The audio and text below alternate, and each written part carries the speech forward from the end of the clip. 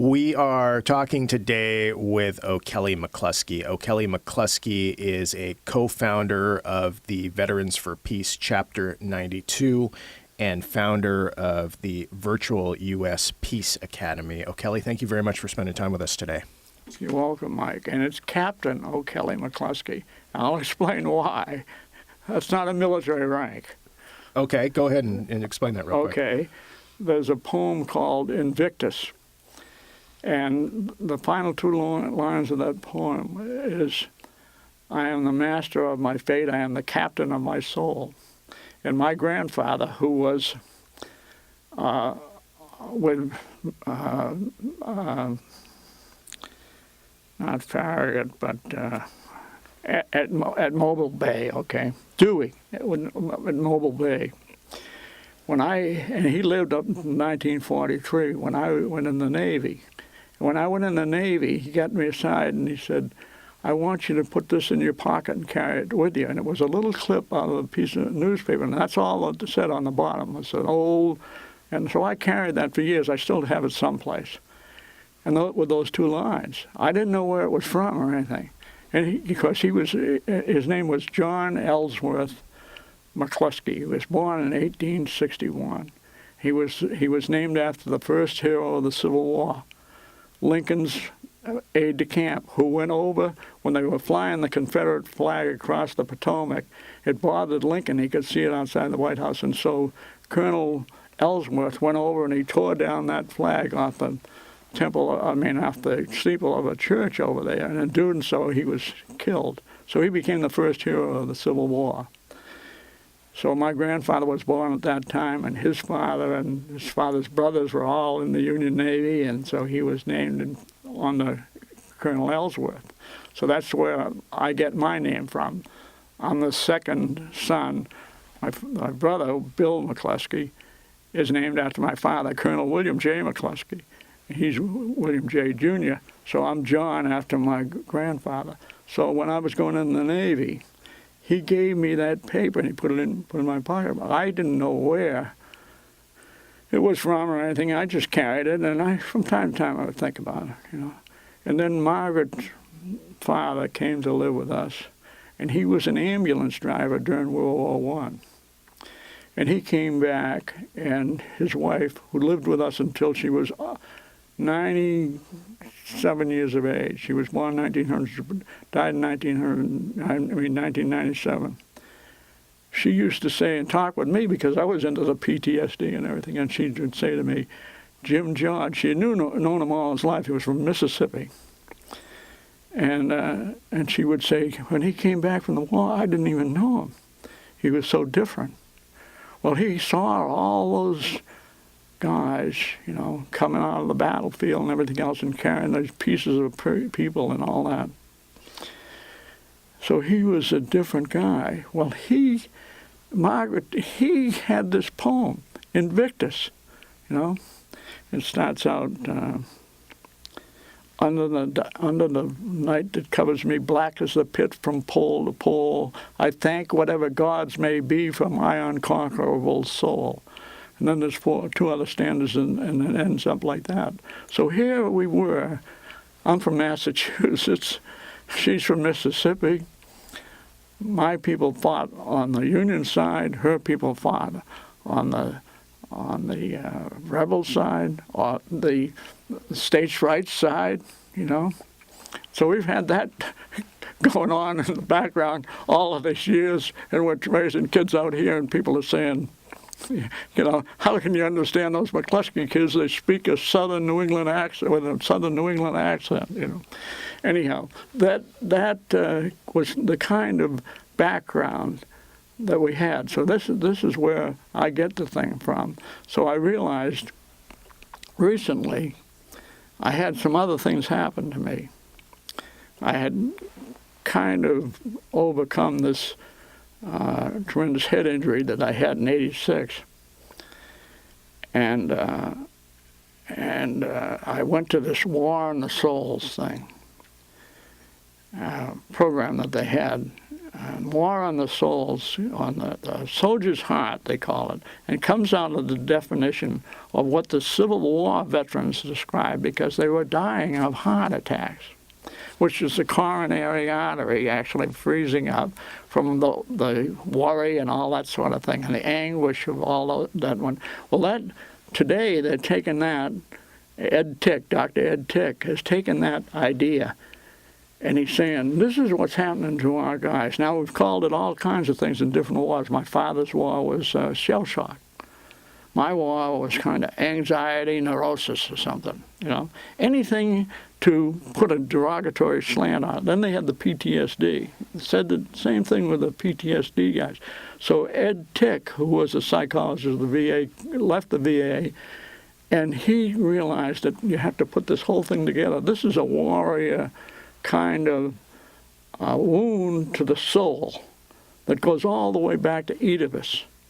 The boy is trying to get home again. And that's what these young, well, I call them young, the young Vietnam vets are suffering from. And we World War II guys are suffering from it also. And so I've had all this experience. So when I was down with Ed Tick, and we were doing this thing, I said, well, that's part of the thing is me trying to strive to find my identity. Who the hell am I, I'm about to turn 80, I'm about to do my 83rd revolution around the sun, okay? Someplace along the line, you got to get some context of who you are. So one of the things that I did was I told them, I said, okay, this is the struggle that I'm going through, and I'd given them a copy of this Invictus. And so Ed Tick said to me, well, do you want us to call you captain? It hadn't occurred to me. I had been doing that myself because I knew that would help me to bring all the benefits of the poem to my struggle. And I recognize that one of the things that these young vets, especially these Iraq War vets, but the Vietnam vets, all doing the same thing. They're struggling with how do we resolve what we did as young men, McCann has got the same problem.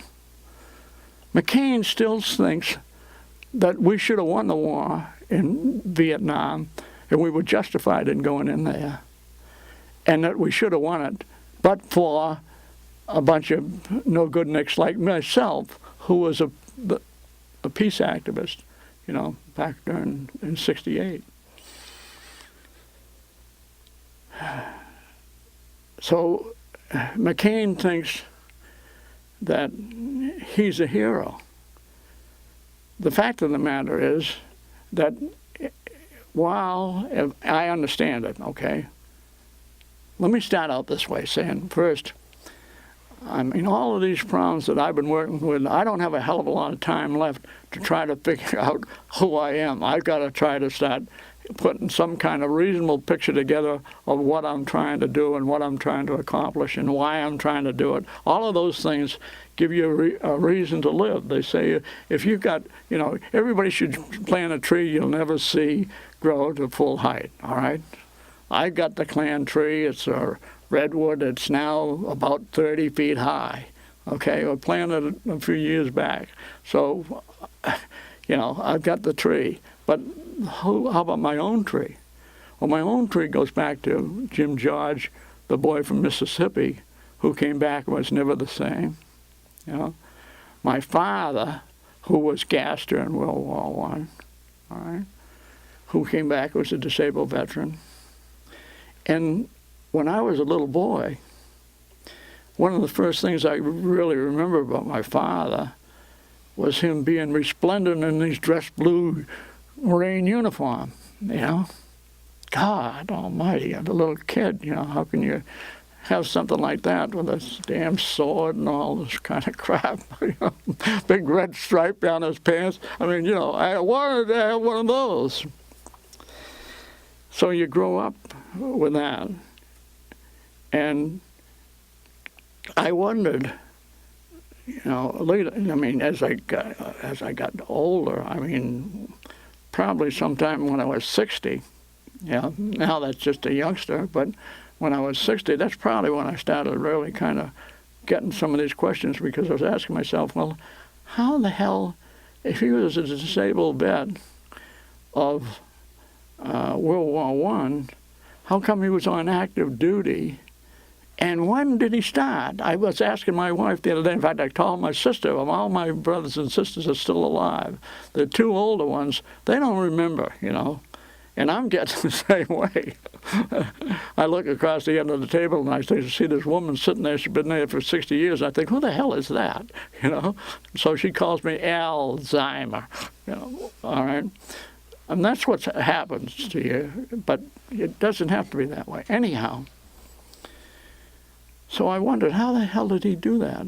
Well, just before he died, I was talking to him, and we had created together the Global Peace Task Force, which we now call the Global Peace Truth Force. He was born in 1893, and he died in 1893, and he died and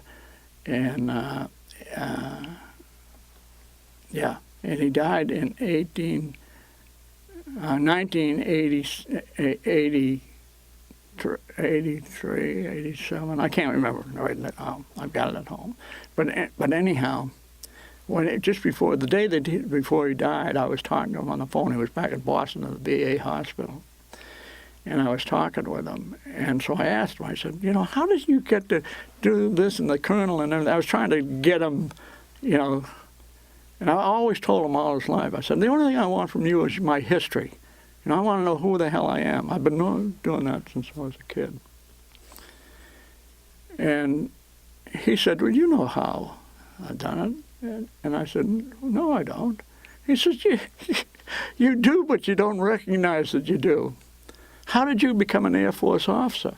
You were disabled out of the Navy in World War II. The next thing I knew, you called me to come to Colorado. You were getting your bars. You know, you get out in 46, and you went back into the Air Force in 52, 51, I can't remember. All right. He said, how'd you do it? Well, I went down and I petitioned the military to get back in, because now I realized what the hell was going on behind all of it was that I wanted to be my father.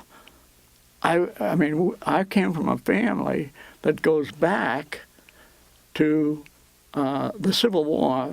I can run that through. Okay, we got 3 brothers in the Civil War.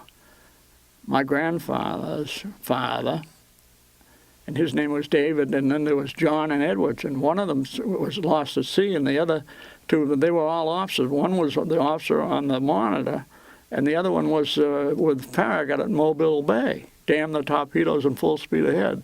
So it was all officer, you know. So I went down and I petitioned, you know, and I got my disability set. I couldn't get my disability set aside, but I got my compensation set aside. So then they were willing to take me back on active duty. Well, he did the same thing, apparently, you know, must have.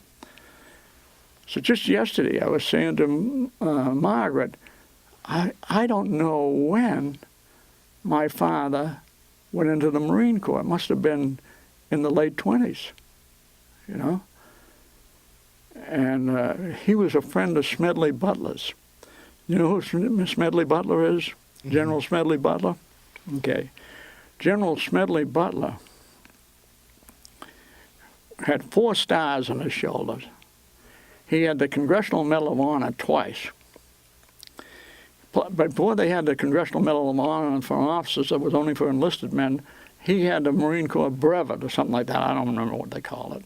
But he had those honors. And it was from going over in China and relieving the Boxer Rebellion. You know, the Chinese rebelled against themselves. Who did they rebel against? I mean, what's going on in Iraq?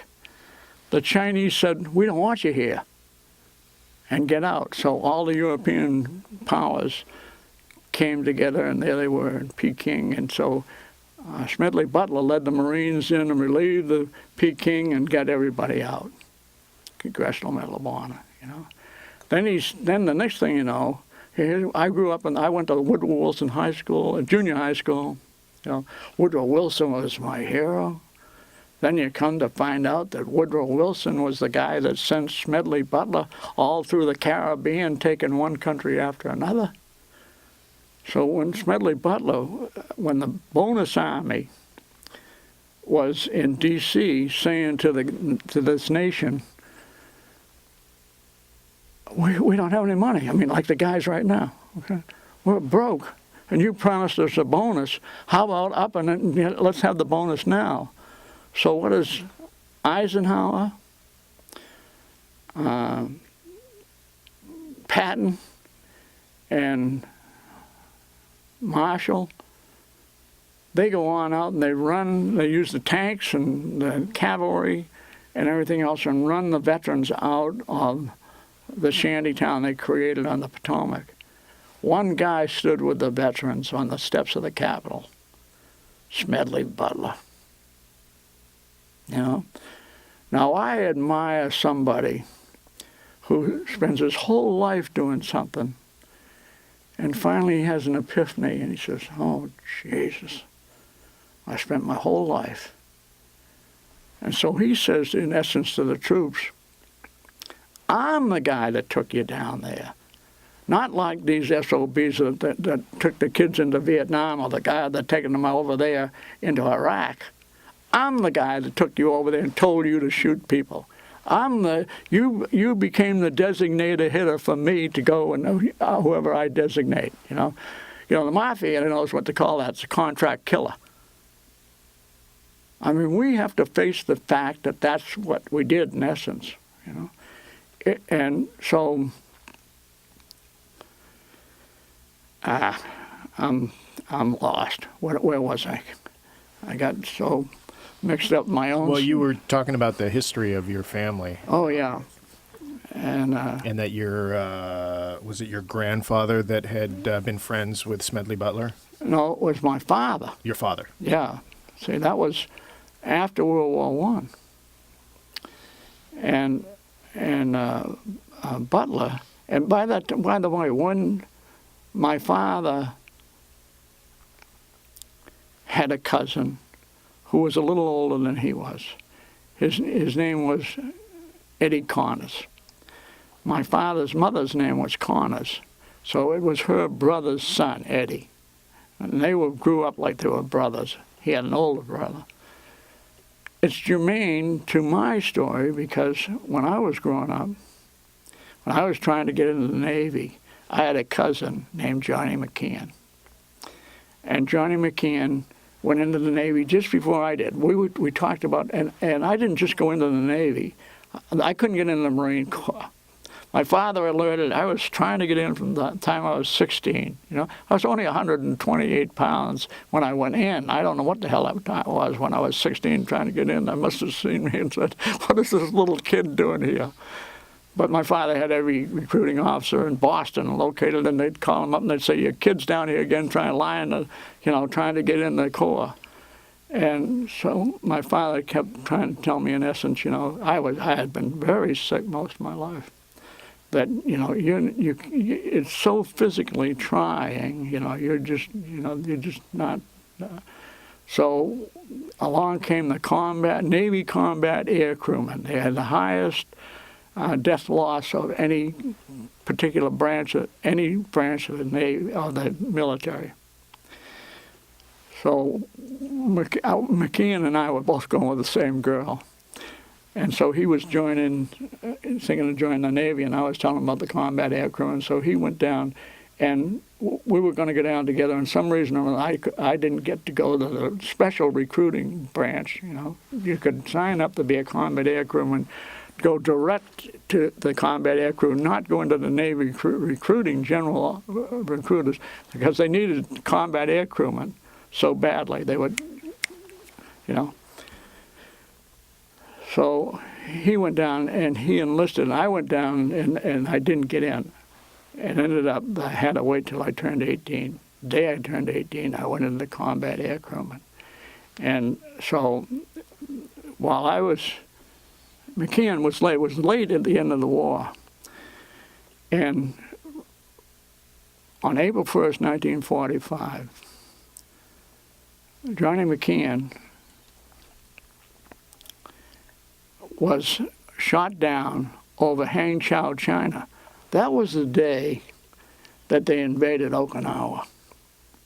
Big invasion. What the hell was he doing? What were they doing there? Anyhow, when he got shot down, Roosevelt outlived him by 12 days. He was 19, So here was my father with Eddie Connors, a cousin, and my father. They grew up, and here I was with a cousin, same kind of relationship. Eddie Connors went down to chase, what was his name? Came across the Mexican border, Pancho Villa, with Pershing, Blackjack Pershing, Blackjack Pershing led the black troops against the little brown brothers in the Philippines. That's where he got the name, Blackjack Pershing.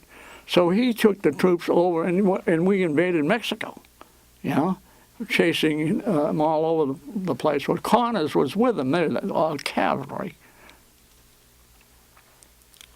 And then Connors comes back, and Connors goes overseas. And the last day before, the day the armistice was going into effect, by that time he was a captain. And they assigned him, like at, I don't know what time, but sometime in the morning, to go over and make the last raid, cross the lines into Germany, into the German lines, and capture this one group in the city. And what the hell? The armistice is going to go into effect at 11 o'clock. What are we exposing our men for? It's like the last day of the war in Vietnam. Anyhow, he led the thing, and it made the news, and he captured the last town and brought in the last guys and all that. Well, in the meantime, another kid, my father, there was a section of Boston, was known as South Boston, where all the Irish lived. And in South Boston, a part of South Boston was called Dorchester Heights.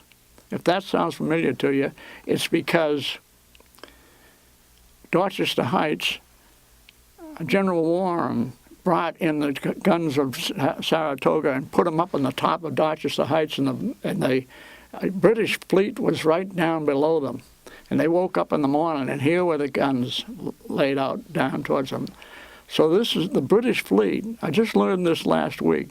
Was the up until that time the largest military crossing that had taken place up until either World War I, the American coming over to Europe, or the invasion of World War II. I don't remember what they said. But that was the largest force. And there they were sitting down in Dorchester Bay, etc. And here were the guns over there. So that there's a national park there, which I never visited until I went back here in 2004. All the things in Boston that I used to walk by, never went in, etc. Well, that Dorchester Heights was the commanding thing. So the British evacuated immediately. And so in the meantime, getting back to the 1900s, someplace there, and the Irish are all congested into South Boston, and so the Cabots and the lodges and everything only speak to God. The Puritans of Boston kept the Irish repressed. They were the people that did the wash, the floors, and the cooking and the servants and all that sort of thing. Even Joe Kennedy's father was a mother and father. But the Irish came to the great fathers of Boston, and said to them, in essence, we should celebrate the evacuation of Boston. Have a big day. You bet. That's, you know. It was March 17th. So the St. Patrick's Day parade was the evacuation of Boston, celebrated. The Irish had pulled one over, you know. So all these years, the Irish would have the St. Patrick's Day parade. And when I was a little kid, my father would come over the brow of the hill. We'd be watching, and here he'd come resplendent in his uniform with his company of men, all in their dress blues, leading the parade, bayonets shining, the swords out, and the whole bit, you know. I mean, you know, what more can a kid ask for, to have a hero? Well, that hero, when World War I ended, I can't remember the battle, but there was a kid from South Boston that they all knew, and his name was Michael J. Perkins. And he did something outstanding on the battlefield. And he was nominated for the battlefield was put in to give him the Medal of Honor. And as he was being carried off the battlefield, the ambulance was blown up, and that was the end of what became Mickey Perkins. So the Yankee division was commanded by a guy named General Logan Airport in Boston. And my father and Eddie Connors and General Logan formed the Michael J. Perkins Post in South Boston. And the Michael J. Perkins Post, all in green, would lead the St. Patrick's Day parade. Now, it remained that way until sometime in the last 15 or 20 years, and then it became the evacuation of Boston Day, and now they come up and everybody's in the Revolutionary War uniforms, and they come from Connecticut and all over the place, and they have a wonderful parade, but the Irish are still a part of it. You know? All these, this is why I say I'm struggling to find my own identity, all right? So one of the things that I grew up with was my father, who, you know, I'm trying to think of the guy to go ride in the car, you know, the musician that this land is our land. I can't think of his name now.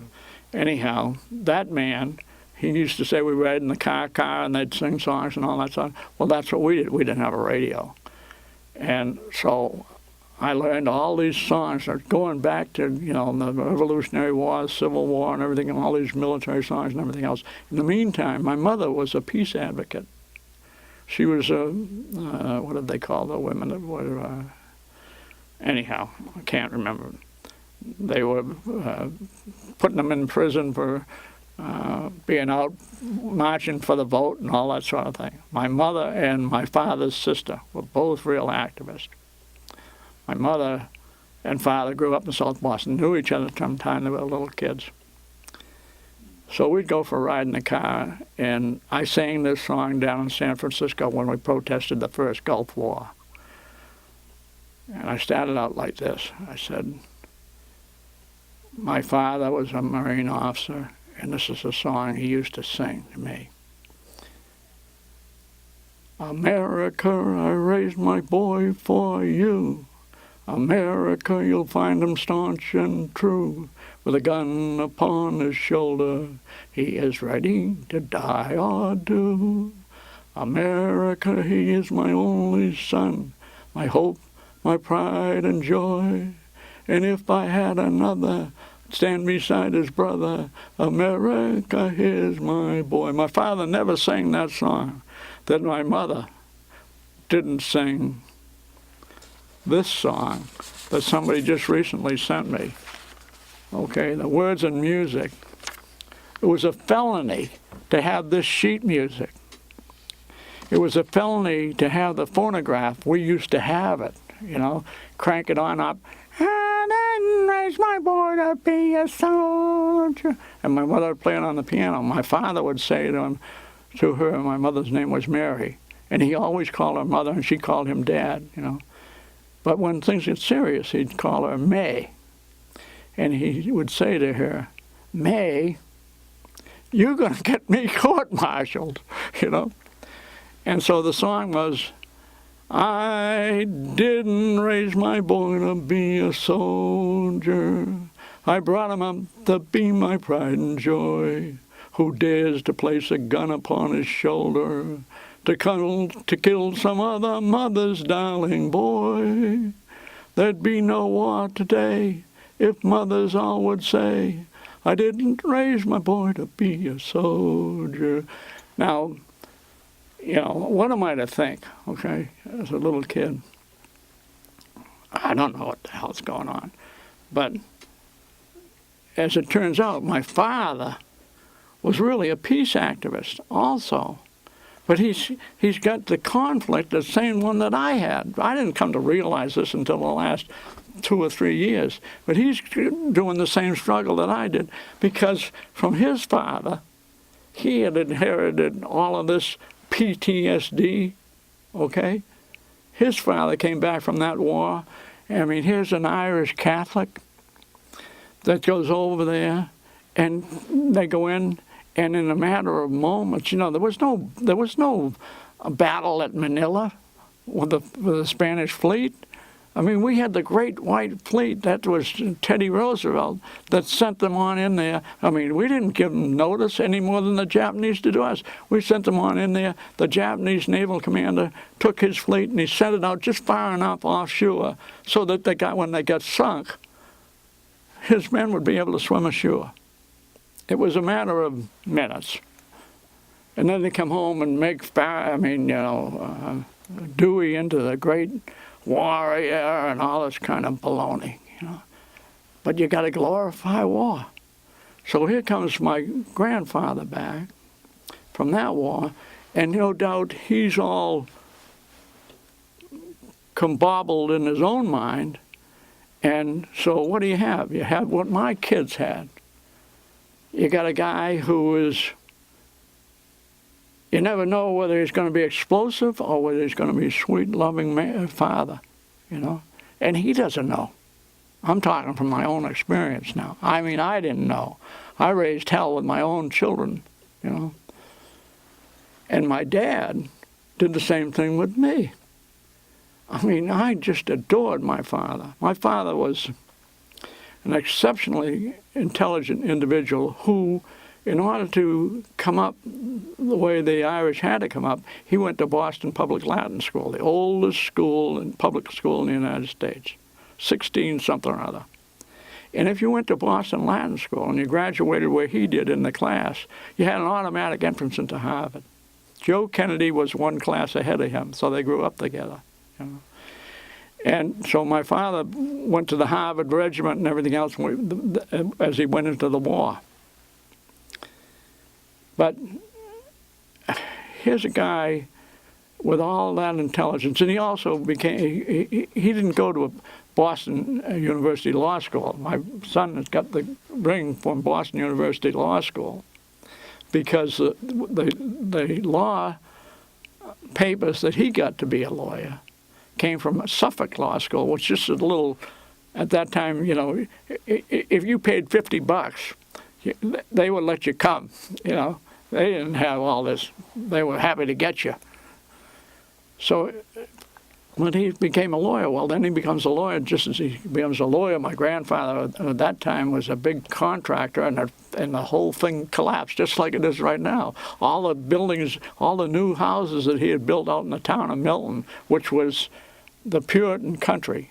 It would like be going to Bellevue, taking all, you know, it would be like a black contractor going over and opening up a section of Bellevue and start building all homes where the Irish are going to move in, only it's the blacks. They even had the Catholic Church, and it only had the bottom floor, etc. All right, tremendous background. In the meantime, the Depression hit. And so here's my grandfather with all these houses out there like the contractors are now, all going bust. My father's a lawyer, so he's trying to help him save the business. But in the meantime, he's got to get some kind of work in order to feed. By this time, he's got 4 kids. I'm the 4th one, you know. I get the benefit of being the 4th child. And then later on, 9 years later, my mother has twins, okay? So I get those years where I'm the special child of and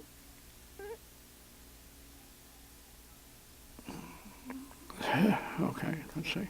And, okay, so when she has the twins, by that time, the Irish have come into their own in Boston. You know, James Michael Curley, the last hurrah, you know, he and my father, do you know what I'm talking about, the mayor of Boston? Anyhow, he becomes the mayor of Boston. Honey Fitz was the first Irish mayor of Boston. Then Curley gets to be the mayor of Boston. Then Curley runs for governor in the state of Massachusetts and wins. He becomes the first Irish governor of the state of Massachusetts. And so when my mother has the twins, my father, who's a close friend of Curley's, gets Curley to be the godfather of one. District Attorney Foley's, the Lieutenant Governor Joe Hurley, the godfather of the other, etc. So out they come there. St. Michael J. Perkins Post comes in full green uniform out to our house. We're living in Milton. And my father had become the water commissioner out there. And so they have the big parade, and they march down to this Catholic church, which is all on the bottom floor, and baptize these 2 kids, you know, who, by the way, now are raised as officers like myself, and to this day, they're still military. The Klan is back there. You know, one of them is a little more to the left, and the other one is, you know, he's friends with all the admirals and everything, and he can't quite break the chain, you know. So this is the kind of reasons that I'm struggling to find out who the hell am I all these years. So what I've decided to do is I'm going to publish fictional autobiography of the Penobscot Gale. All right, the Penobscot peoples are the Indian peoples on the Penobscot River in Maine. They always chose the wrong side in the Revolution. They were, you know. So my mother, one day I'm out. I'd seen Custer's Last Stand. My father had been a cavalry officer. And so I got this old cavalry sword, and I'm running around the backyard, and I'm killing the Indians. And my mother calls me in, Jackie, and then she sits me down. She says, I'm going to tell you something. You're a Penobscot. That's Scottish. What's the problem, you know? So then she explained to me, you know, you're an Indian. But she said, you know, this is a time in Boston when the signs were, I mean, in the newspaper, all over the place, NIA, no Irish need apply, okay, NIAA, no Irish need apply. By the way, when I brought my wife from Mississippi up to Boston, she's going through the paper, the first job she's ever going to look for, and she's looking in the paper, and she says, what does this mean? I said, let me see that paper, I wish I'd kept it. And this was 1947. No Irish need apply. So I told her, I said, well, don't go down and apply in my name. You're Peterson. Go down and tell them, you know, Peterson. Anyhow, but that's it. So my mother said to me, she said, now I don't want you going around telling people that you're Indian, because it's bad enough in this town to be Irish without being an Irish Indian. You know? So the way I have it pictured is, here comes my grandfather's father's father from Ireland, all right? And they come on in. Now I'm putting all the Irish together, and they arrive up, and the Penobscot people say, come on in, sit down, make yourself at home, grab yourself a beer out of the fridge, etc., and make yourself comfortable, etc. By the way, meet my daughter, Pocahontas, etc. 10 or 15 or 20 or 30 or 60 years later, the Irish, in essence, are saying to the Indian peoples, out of here. They moved the Sioux from Minnesota out onto the plains. They moved the Cherokee from on the Trail of Tears to Oklahoma, et cetera, out of here. It's our land. So one of the things that the Peace Academy is all about, and the reason it's at the Daybreak Star, Black Elk's Daybreak Star, is because by what authority, quo warranto, as they say in the law, by what authority do the Europeans think that they can come in here and say to the indigenous people, just move to South Africa for a moment and just imagine the blacks and the Zulus and everything else and the Brits and the Boers going on in there. How can they come in here and say, okay, we're going to take this room, this room here, and we're going to divide it up, and see that little corner over there? That's reserved for you. And anybody that isn't on there is, free fire zone. Okay? So I'm putting the story together. I've got to fill in some stuff. And so one of the things is the great Sand Creek Massacre out in Colorado was led by a guy named Connors, one of our Connors clan. And in North Dakota, I stopped at a place called McCluskey, North Dakota. And a McCluskey came through there. As I was on my way to Europe, there was a McCluskey coming back, and our mail got mixed up. There was that McCluskey. So I visited that particular town. It was one of those towns where the railroad was supposed to come through, and McCluskey came in, and he thought he was so smart, he brought up the property, and then he was going to get a killing, And the railroad said, oh, yeah? They just went around him. Well, last week I talked to my older sister Jane, then my brother Bill, then my sister Ann, then me. So I talked to Ann, and I said, this town out there, McCluskey, et cetera, et cetera. She said, well, Pa worked his way out on the railroad. Huh? So maybe this is a McCluskey that he hasn't told anybody about, Anyhow, you got to fill in. I mean, I don't have time to go. I don't have enough years left to go and research all this. So I'm putting all the story out there. I'm putting an interpretation on it, the best one for me. I listened to an author on Churchill just the other night. And he talked about Churchill, very favorable towards Churchill. But he said, but you have to recognize something about Churchill. He tells you his version of the facts. And they're always favorable to Churchill. So I'm telling you my version of the facts. And I hope that somebody will be interested enough to go on out and say, that damn McCluskey, he's up there selling a whole bunch of BS to all of us. And I found out blah, blah, blah. And here's it. I'll say, thank you, put that over. Who's the next one to get it? Because I want to give my children something different. I want to have them have as much of their actual heritage as we can. And that's how you change the culture, which is the Peace Academy is all about. So when I ran against the war in 1968, I naturally brought my children along with me. So my son now, who's 50 or something,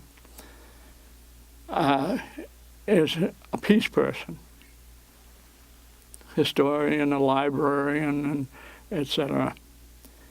And all my kids are that way. I got two other daughters, they're peace people. So my son had two sons.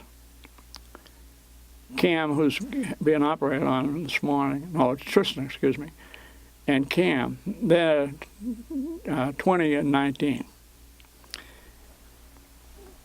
when I came back from D.C., that I'd gone to trying to help develop the Department of Peace, Mary Ann Williamson's Department of Peace, and et cetera. Kucinich had a bill into Congress. I worked on that, and I went on up and I lobbied the House, and I lobbied Inslee and the rest of them, you know. And I could see right off the bat, you know, you're never going to get these guys to become co-sponsors to this thing, because they got the hand in the cookie jar of the corporations, and the corporations are the munition makers and the munition. I mean, it's Boeing, you know. What is bowling for Boeings? Huh? That's what it's all about. I mean, they don't have to make those kind of things. They can make peace things. You know, people can have jobs other than war jobs. I mean, if you're doing that, you're on the wrong side of the equation. You've got to say, well, let's see. I mean, it's like Smedley Butler. I mean, when he finally wakes up and says, "Oh, geez, I shouldn't have. This is wrong. I shouldn't have done that." Well, I don't want other people to do it, so I'm going to tell the truth about I was a hitman for the mafia, for the Wall Street gang, for the United Fruit Company and everything. All of those guys are still, you know, the United Fruit Company, they're in Colombia right now, doing the same thing, putting an army in there, you know. We hated the Hessians because they were paid mercenaries. That's what we got. That's what we've got in Iraq. Contract killers over there, and we don't even acknowledge their actions. You know, all of those things we've got to try to change. So, I came back from D.C. and I thought, I got to try to do something to protect these two little boys, Tristan and Cam, who were, I don't know how many years that was, 5 at least, okay? So they were 14 and 15 or something. And I said, I don't want them to be subject to the draft, because they'll ultimately have a draft, because this is going to be an unpopular war, and that's what's going to happen. So I thought, okay, what can I do? From a legal standpoint, I can try to do something about this. And so I started to create some kind of a vehicle where I could, go down and protest for them at the time of the draft. And the way to do that, since the conscientious objector thing isn't really working, I could set up and establish them as peace people early on. So that's the way the Peace Academy started out, to try to protect the 2 grandsons. Then other people came to me and said, well, what about my grandsons? You know, what do you got for them to keep them out of the draft? And so from that, this has all kind of evolved little by little by little. So now I've got not just these 2 big boys. I've got another grandson from my daughter, Jackie, and his name is Ian, and he just turned 7. And he's got a sister, Grace, who's just about to turn 6.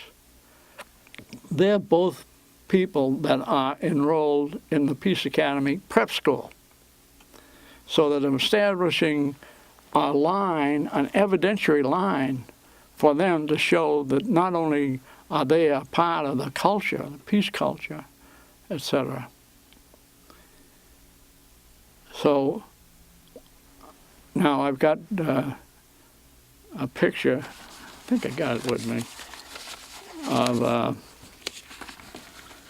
of these kids.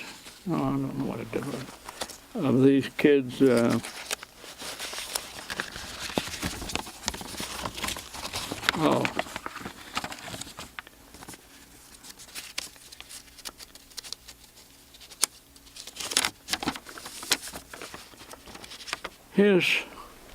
Here's a picture, and up in the top corner there, let me look at it just for a second. Okay, on this corner here, all right, there's a 7-year-old Marine. That's me. That's my brother Bill. That's my father's company. I'm living in the barracks with his outfit. I'm going out on maneuvers with him. Okay.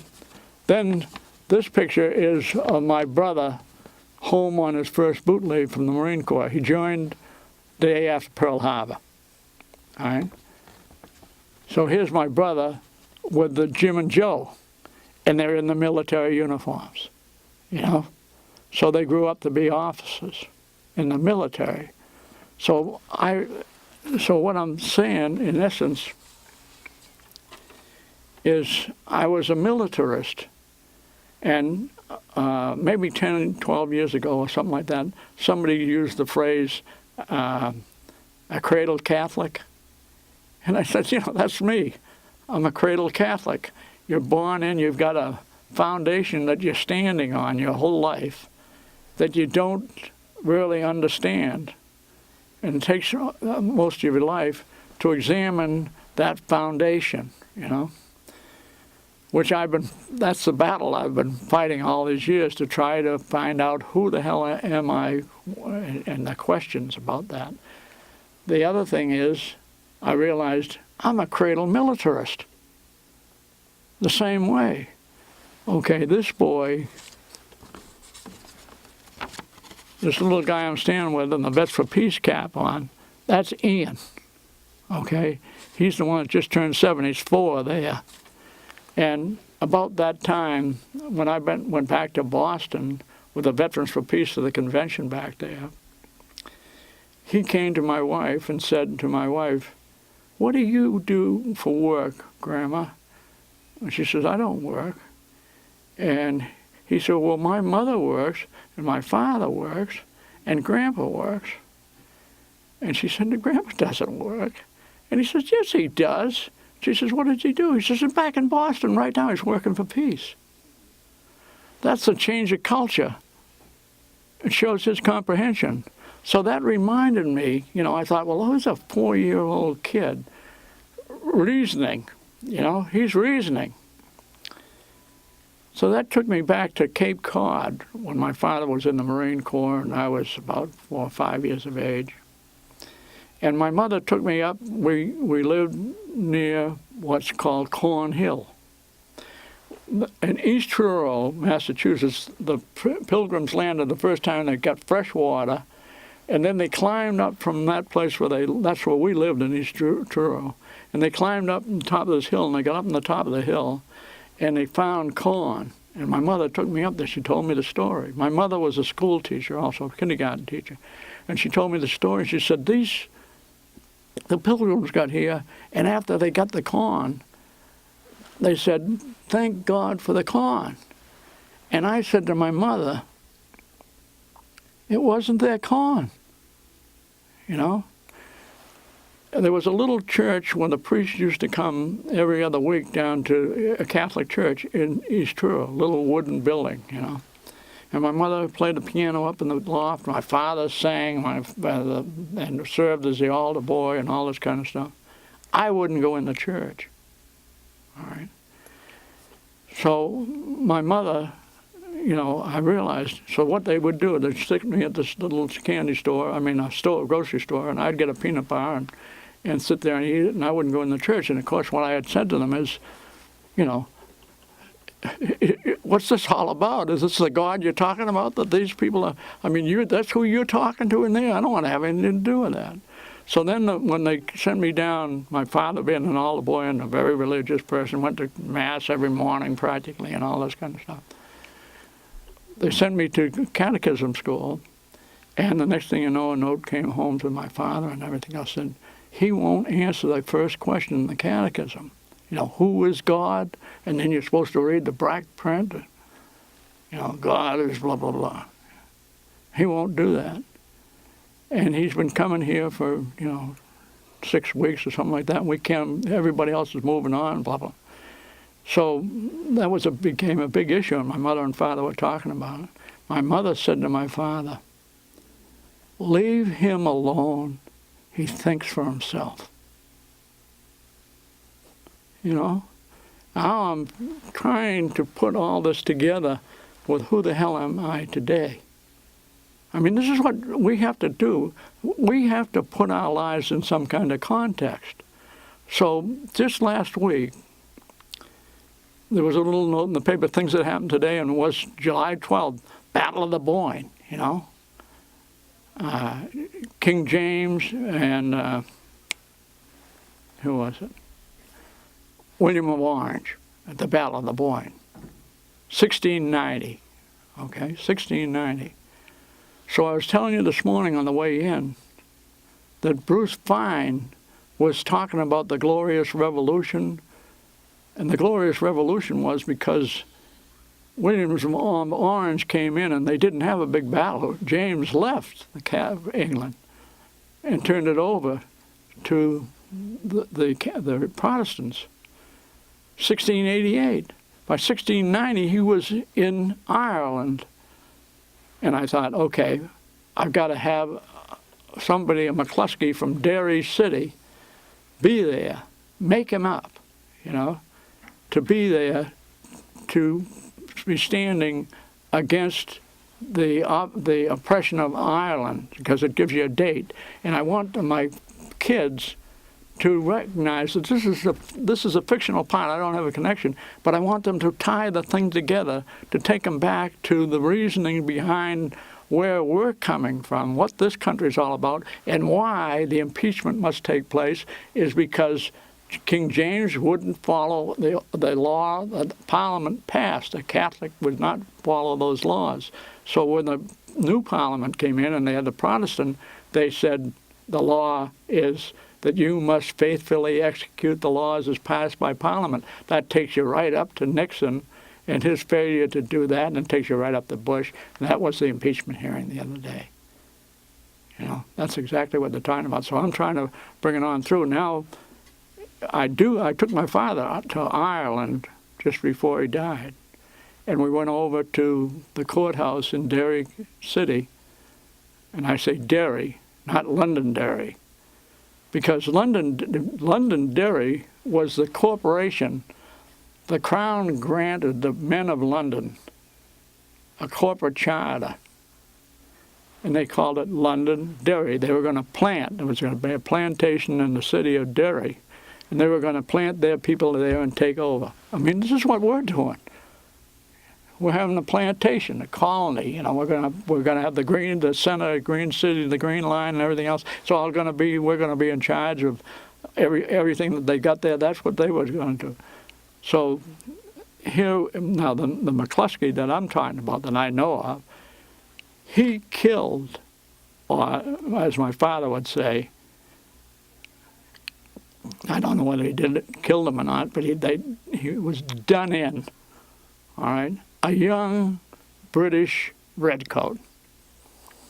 Now, I picture that British redcoat as being the same dumb McCluskey, you know, myself, or the others who are going out and do the execution. Somebody's telling us, like the kids over there in Iraq, they're not knowing why they're there. They needed a job. They got a nice red coat. They get 3 square meals a day and everything else. The next thing they were over there. And so McCluskey, I call him Sean McCluskey of Derry. I've drawn him. I drew him. Okay. I'm a reasonably good artist. I find one way of expressing myself. So I pictured him. And so he did him in. And he was tried in the courthouse there. So my father and I went down to the cell that he was in. Now, we know he was in that cell because it's a cell right down under the ground, and you come up to the courthouse, and the trap door opens, and you come out of that cell. So that's the retaining cell. You come out of that cell, and the door opens, and then you climb up onto a chair with a little narrow thing. I don't know how anybody, and you sit up there like that on the chair, and that's where you give your testimony. And the judges sit up above you, and the trial lawyers sit up like this, and the referring lawyers sit down like this. And up above the whole thing is the jury. Really shows you what it's supposed to be all about.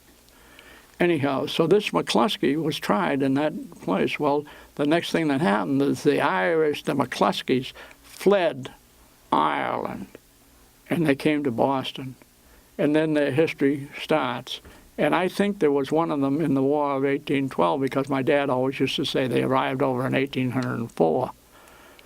But at the same time, when the Irish were fleeing Ireland from the oppression of the English, they had what they call the wild geese that flew to be with Napoleon. Like McCann talks about, his father was, his great-great-great. So I just picture, okay, well, let's just have a McCluskey that flew and was with the French, and that gets you into that revolution. And what did they have? They had the Bill of Rights, the human rights, which they never lived up to, But nonetheless, those were the ideals. Same way with our Declaration of Independence. All of the ideals that we set out that the world looks at, they think that's who we are. Most of the American people kind of think that's who we are too. But instead, what happened was the first coup took place. A bunch of guys, businessmen, landowners, the elites, whites, etc., went down, they closed the doors and wouldn't let anybody in, kept no records. They burned the records.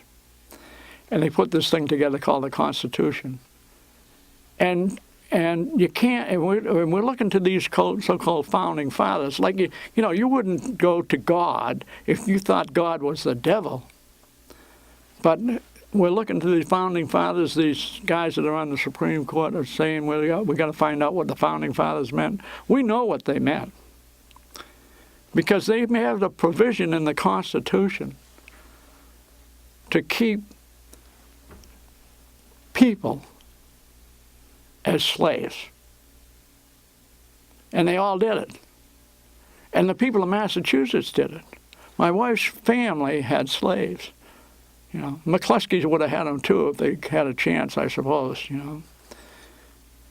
But the Brown University was founded on the slave trade.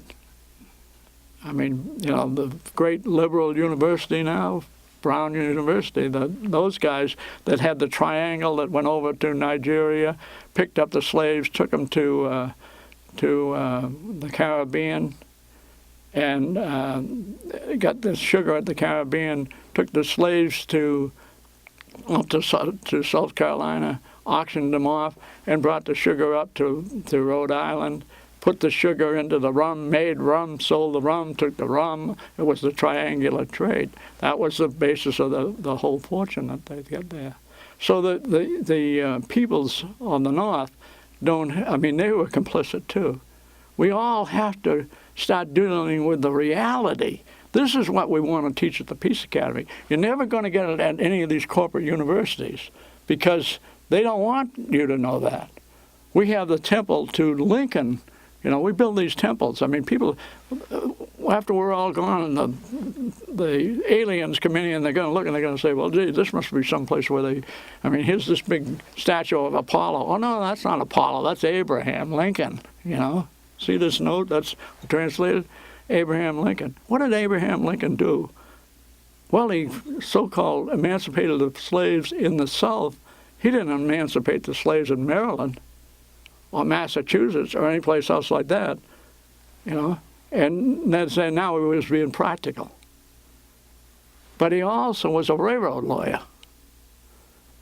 And so he was complicit in building the track and giving all the land across the United States, the same way with the airlines today. Same thing, giveaways on the public property. But what he did was, in order to kind of make that look good, he had land grant colleges. This is what's supposed to be here in the University of Washington, so that to educate the people.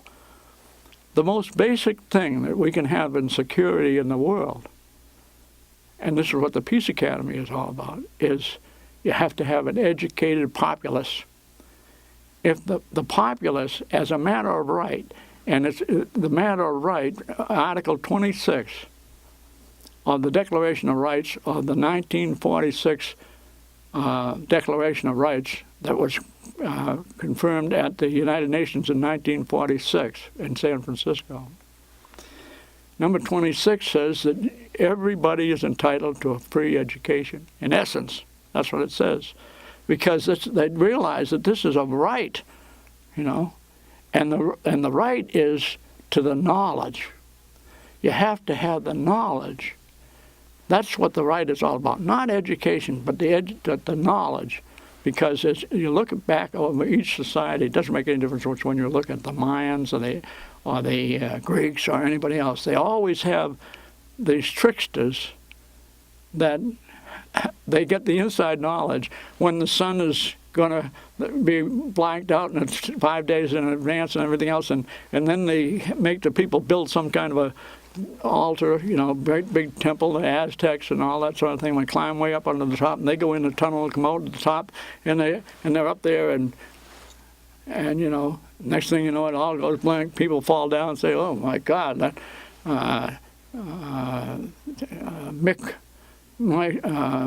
McCormick, he's our man. He knows what's going on." The Greeks did the same thing. The Egyptians did the same thing. They had these Deus machina, you know, machines. And there's different programs on recently. This is the kind of thing that I want to teach at the Peace Academy. The machines that they developed, where they had all kinds of mechanical devices that were magic. You'd put a slot, a coin into the slot. Imagine if they had a slot machine. And the coin would drop in, and it would hit a balance down there. And when it did, the thing would change, and there would be a spigot down at the other end, and water would flow out, so you could get a cup of water to go into the temple. Now, they had all those kind of things that were magical to people. But they were usually, and then there was always be a tunnel underneath the temple where they would come up on the inside and be the guys, you know, so that you would fall down in adoration. Well, it's because they had the knowledge.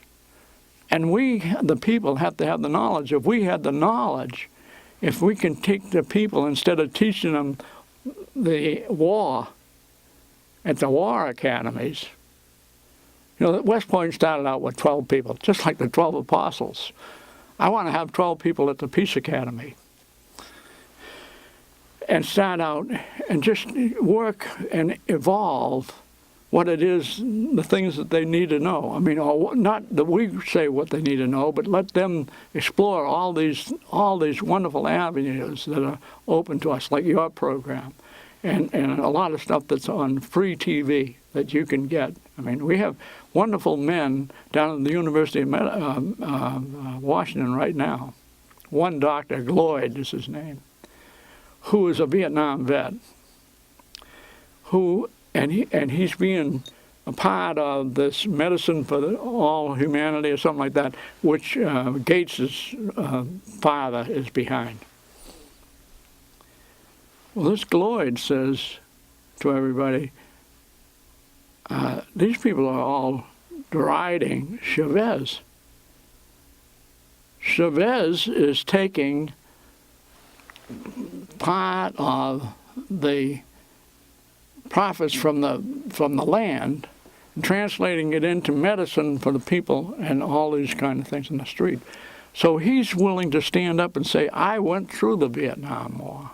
I'm a part of it. He cites General Smedley Butler for the kind of people that you should admire. There's one of our great philosophers. He's an English person, and I keep thinking it's Dewey, but it's not Dewey. I can't remember what his name is. But he spent his whole life, he wrote volumes, you know, this thick, this high. He had schools of professors teaching all over the world and everything else. And one day he woke up and all he said was, I was wrong.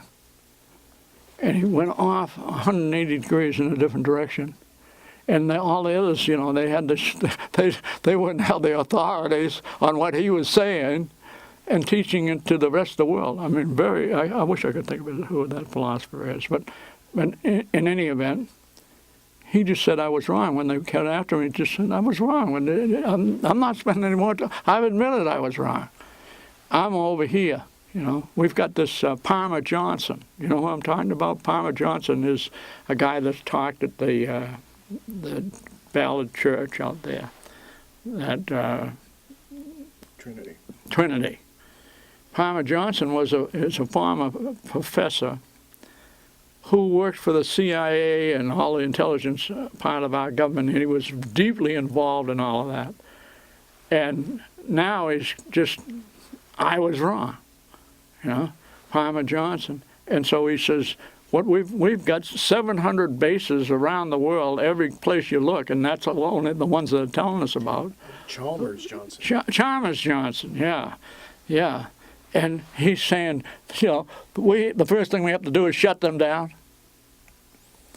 Well, here's a man, you know, when you can, I mean, the Catholic Church, they want you to come on in and say, and I don't disagree with them, you know, bless me, God, if I've forgotten the confessional thing. I have sinned, etc., you know, and in essence, I ain't going to do it anymore. And they say, and the Catholic Church, with great humility and humanity, well, we understand that you're promising not to do it, but we understand that, you know, that's what you aspire towards. It's like myself. What I aspire to be is a person that I conceive of who's a good person. And so part of what I'm trying to do, I'm trying to live to bring, you know, in 10 years, my father's war, the 1918 peace armistice, was a promise to the world of perpetual peace, the war to end all wars. In no time at all, it was out the door. But now we've had 100 years, and we're about to be there. So my father knew the mission that I was on. He was in complete agreement with me. We would try, and what I'm trying to do is at least stay alive long enough to be here in 2018. 10 years. And by that time, have the Peace Academy completely have evolved sufficiently so that we can hand it over to the United States government and say, now you, the taxpayers, pay the people who would teach here, all right? In the meantime, it'll be a virtual Peace Academy, free. But you pay the people. But the biggest danger we have is money. So I take no money whatsoever. Margaret and I are living on Social Security, and so I just spent $100 of my medicine money, etc., to get some frames and other things and some of the medals that I've just purchased. And because I don't want that money in there, they'll co-opt you. And once they co-opt you, it's just like what they've done to the high schools, where they say, you can't automatically opt out, because if you don't do what we say, here's a precondition that we give you, a condition precedent, they call it in the law. The condition precedent is you have to agree to let us come in there and get the students and enlist them into the military. And if you don't, we're going to take the money away from you. And so the schools all say, okay, you know, okay. Forget the fact that we have a consumer protection law in this state that says in order to sell goods, you have to be fair and honest. You can't deceive. And so I just talked to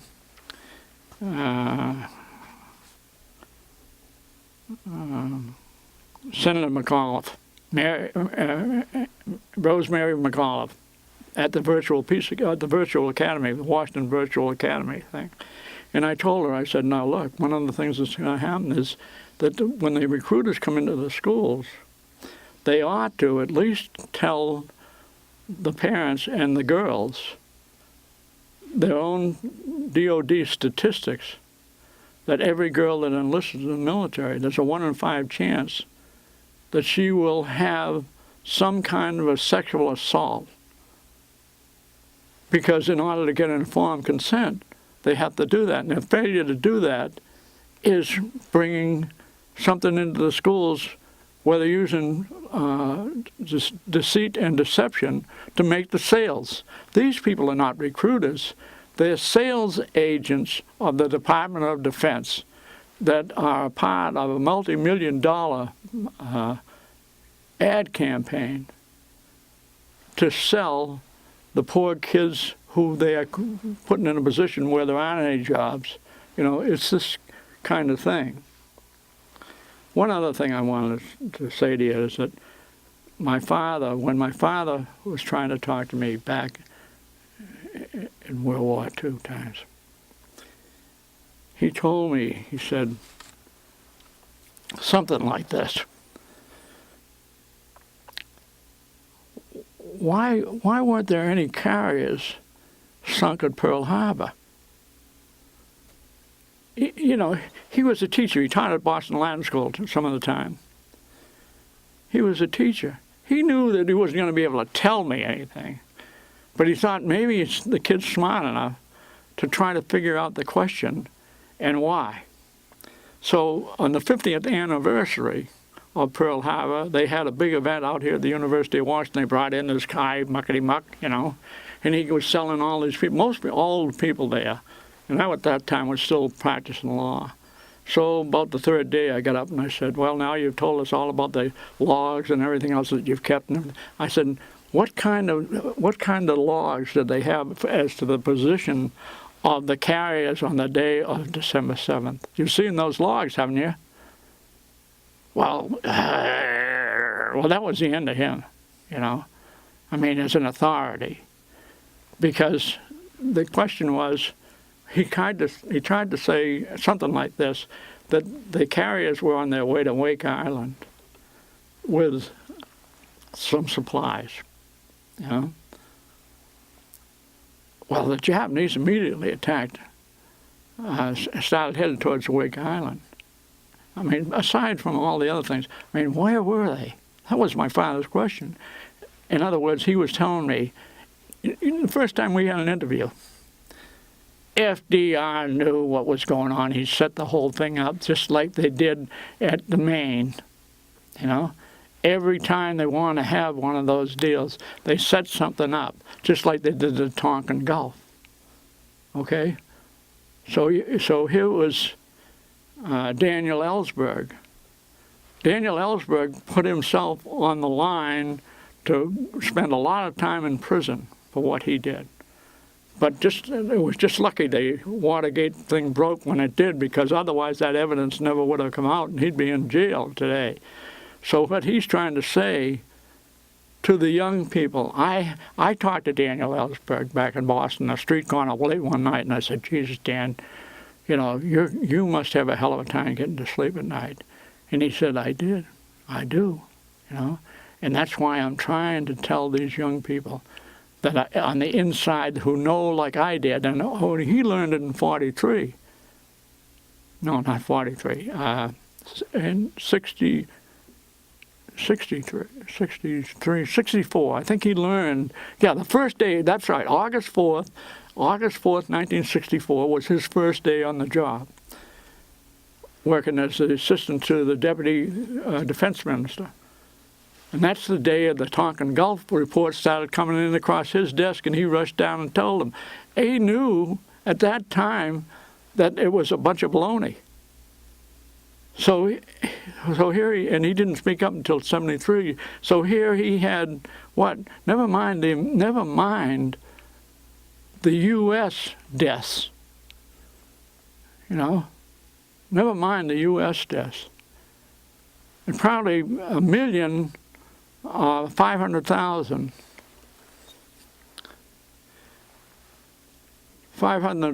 Vietnamese that died, just like with what's happening right over there in Iraq. Instead of bringing the war to a halt, every day that Pelosi is there, and she keeps impeachment off the table, there are multiple innocent Iraqi peoples that are dying as a result of the crime that we committed by invading Iraq.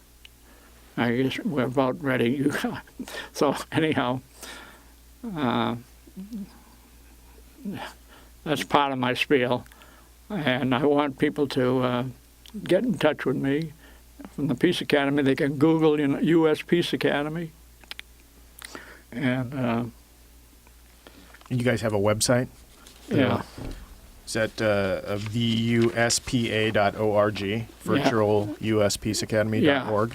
Yeah, that's it. All right. Well, unfortunately, we are out of time, so I want to thank you for talking with us today. Well, I'm sorry I didn't get to hear more of your brilliant questions, but I do the best I can with what I've got to work with, you know. And anyhow, that's so. Every grandparent should urge their kids. The Peace Academy is free; doesn't cost you a thing. What we do is, the first thing we do is we register the kids to receive the United States Institute of Peace magazine called Peace Watch. Now, what you're going to get there is not information that's going to be valuable to you, because that's a corporate structure was set up to keep the Department of Peace from coming into existence. But by doing that, this is a lawyer's deal I'm talking about. You have a piece of evidence that you can ask any court to take judicial notice of, and it shows that you, as a person, registered and started receiving the United States Institute of Peace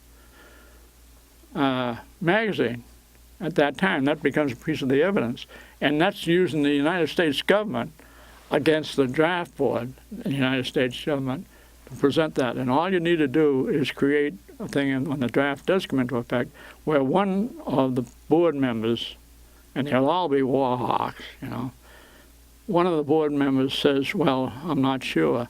That gives you the right to appeal. Once you do that, as soon as you do that, they're going to, and they know that people from the United States Peace Academy, they're just going to give you a clean slate. You won't have to be a part of it. That's my position.